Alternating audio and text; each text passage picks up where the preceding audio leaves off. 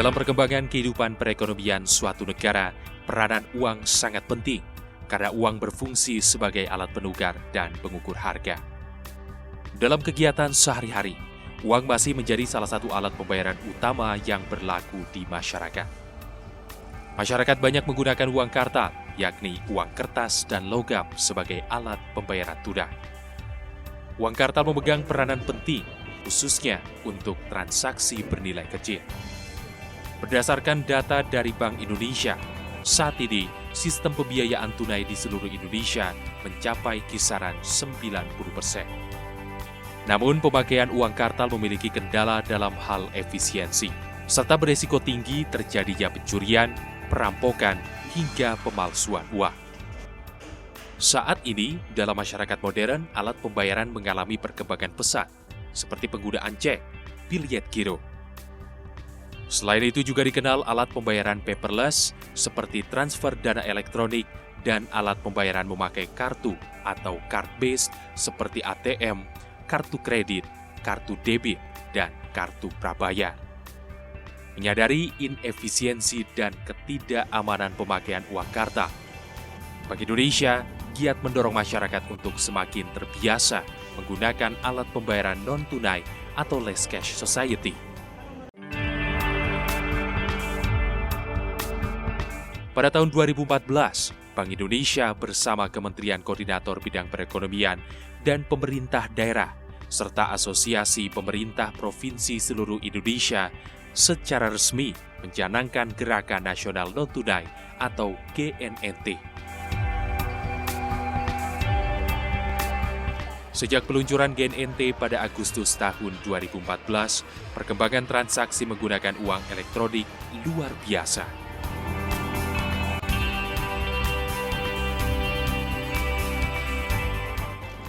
Total nominal pada akhir tahun 2015 mencapai 5,2 triliun rupiah. Artinya, pertumbuhan transaksi uang elektronik mencapai 71,7%. Secara volume tumbuh 21%. Berbagai manfaat lain banyak diperoleh dari transaksi non-tunai ini, seperti berkurangnya peredaran uang tunai, mampu menekan anggaran yang dikeluarkan setiap tahun untuk mencetak uang. Transaksi non-tunai juga merupakan transaksi yang lebih efisien, praktis, dan dapat dibawa kemana-mana, serta penyimpanan lebih mudah. Selain itu, gerakan penggunaan transaksi non-tunai juga diyakini makin mendorong keamanan dan kenyamanan dengan mendukung upaya pencegahan korupsi, pencucian uang, dan pembiayaan terorisme. Semua transaksi yang dilakukan secara non-tunai akan tercatat dengan pengirim dan penerima. Adapun jenis transaksi non-tunai yang ada di Indonesia saat ini didominasi oleh alat pembayaran menggunakan kartu atau APMK, seperti ATM debit dan kartu kredit.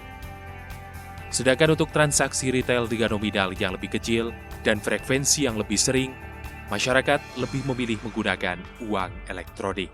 Transaksi yang tertinggi di Indonesia untuk non-tunai adalah menggunakan kartu ATM debit. Itu 92,5% itu menggunakan kartu tersebut. Kemudian yang kedua adalah baru menggunakan kartu kredit sekitar 7%. Dan sisanya 0,5% menggunakan uang elektronik. Tapi perkembangannya untuk uang elektronik ini sangat signifikan. Rata-rata bisa di atas 50%. Jadi pada tahun ini sekitar 75% dan kami harapkan akan terus berkembang.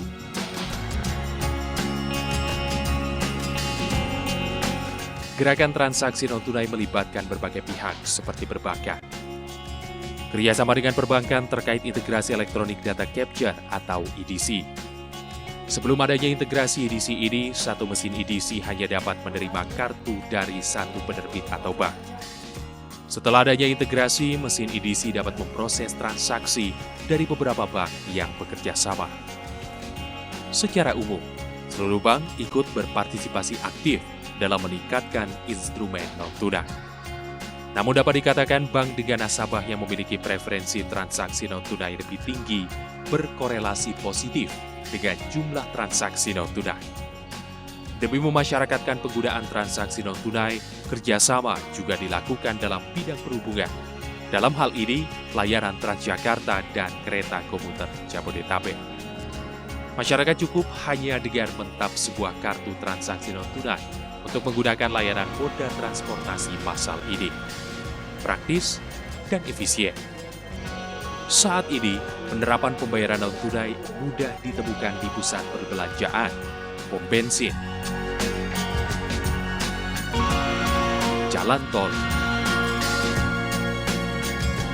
serta fasilitas umum seperti bus Transjakarta.